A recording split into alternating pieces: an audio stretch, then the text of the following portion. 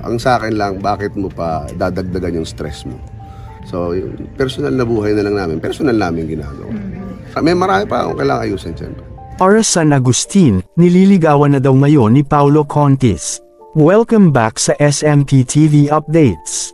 Biglang sumabog sa social media ang balita na nililigawan na ngayon ni Paolo Contis ang artista at co-host nito sa Bulaga na si Ara San Agustin.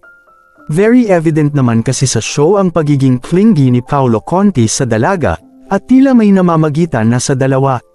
Sumabog sa social media ang balitang ito matapos na may isang netizen na nag-post nito. Ayon sa Madlang People, kung ikaw ay nanonood ng Bulaga ay makikita mong hindi umaalis sa tabi ni Ara San Agustin si Paolo Contis.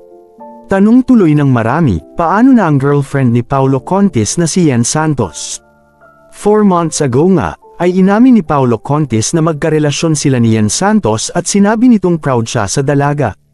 Matagal nang naispatan sina Yen Santos at Paolo Contis nang mapabalitang hiwalay na sila ni LJ Reyes.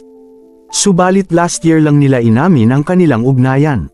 Kaya naman ngayon, may nagsasabi na karma ang naging hatid kay Yen Santos dahil pinalitan agad siya ni Paolo Contis.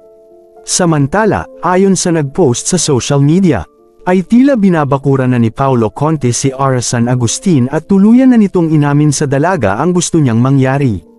Very sweet ang dalawa sa Bulaga at palagi siyang hinahalikan ni Paolo Contis kapag nakakakita ito ng pagkakataon.